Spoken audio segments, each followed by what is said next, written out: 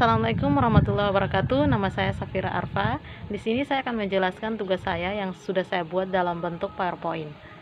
Judul yang saya ambil di sini tentang komunikasi verbal di Kelurahan Tafaga, Kota Ternate, kajian sosiolinguistik.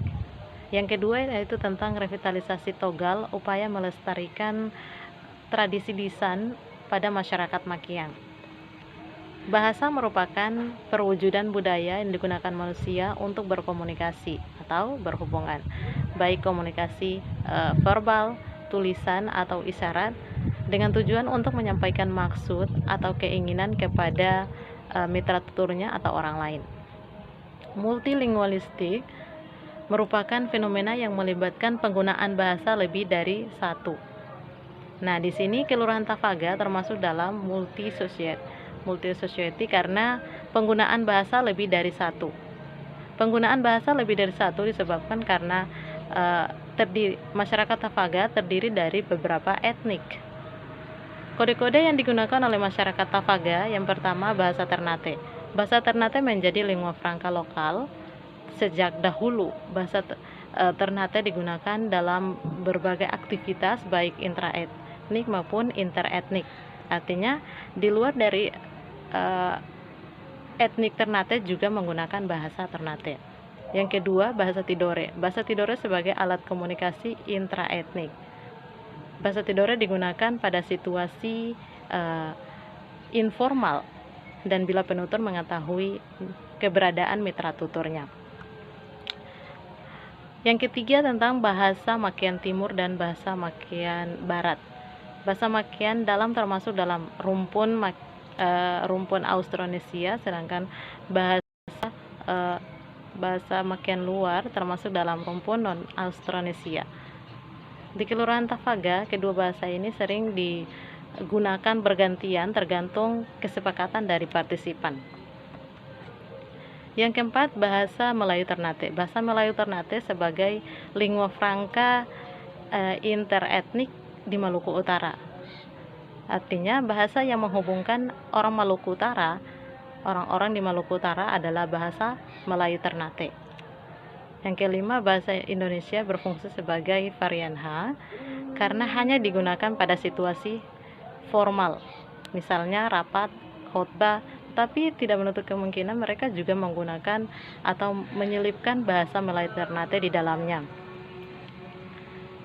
Masyarakat Tafaga sering beralih kode atau bahkan juga bercampur kode. Ada beberapa alih kode yang ada pada masyarakat Tafaga. Alih kode yang pertama alih kode internal, yaitu alih kode dalam, seperti alih ragam dari ragam menjadi informal. Alih kode eksternal atau seperti alih kode dari satu bahasa ke bahasa yang lain. Alih kode situasional yaitu alih kode yang terjadi bila bahasa yang digunakan berubah menurut situasi.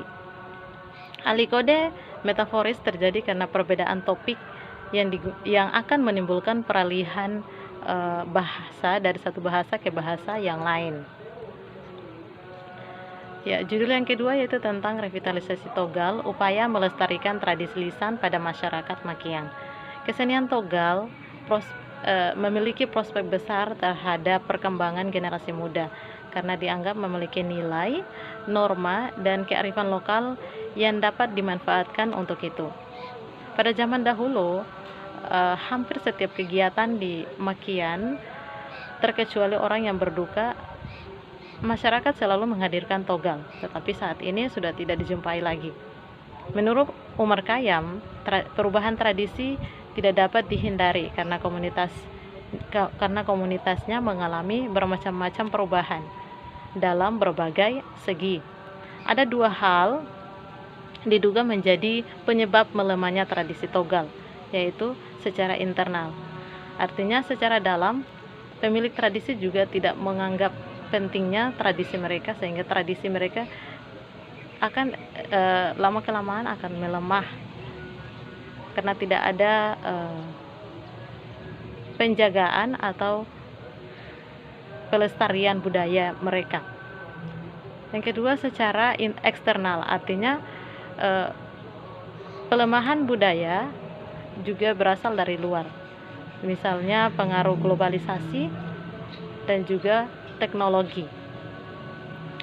Berikut ada 3 permasalahan penting yang menjadi pentingnya revitalisasi, yaitu persepsi masyarakat Makian terhadap Togal. Yang kedua, alasan redupnya apresiasi masyarakat terhadap Togal, dan yang ketiga, model pewarisan yang terjadi saat ini.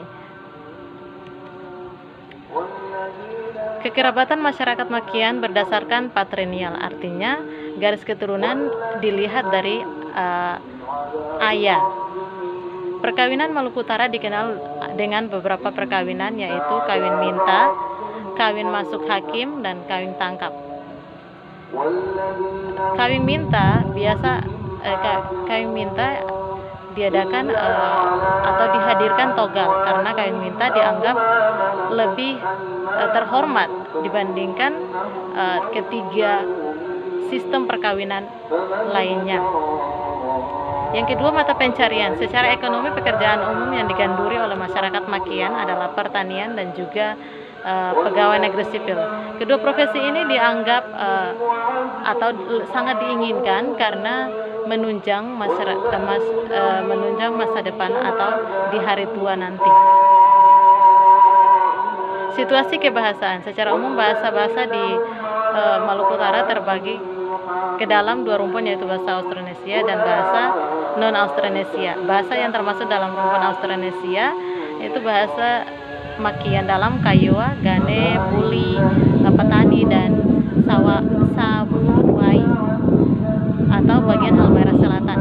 Bahasa yang termasuk rumpun non-Austronesia yakni Tobelo, Galela, Ternate, Tidore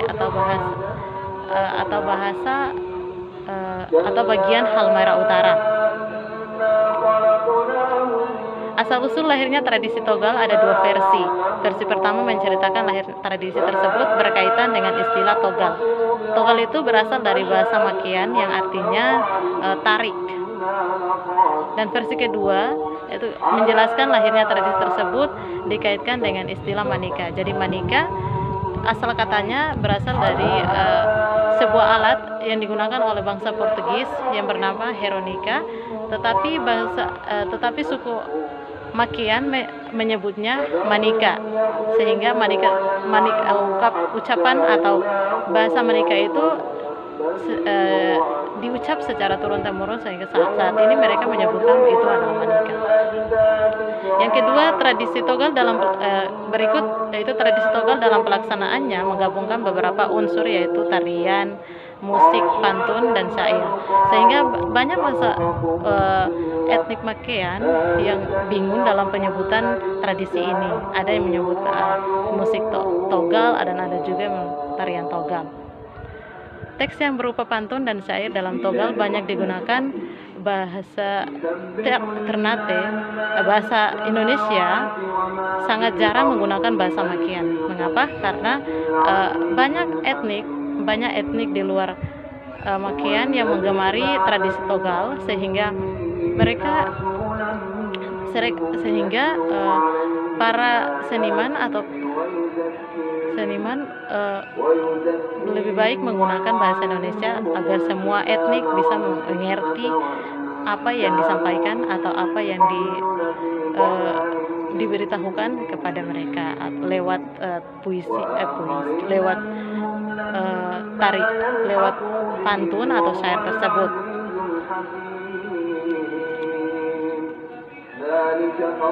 Yang menjadi dasar sebuah tradisi direvitalisasi adalah keinginan komunitas pemilik tradisi tersebut.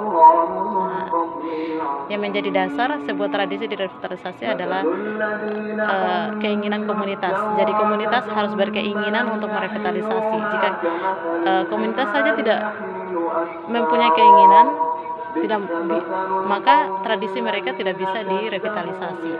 Langkah yang perlu dilakukan adalah mencari tahu, atau melalui penelitian mereka mencari tahu mengenai makna atau kearifan lokal yang ada dalam tradisi Togal. Oke, itu saja yang dapat saya sampaikan. Assalamualaikum warahmatullahi wabarakatuh.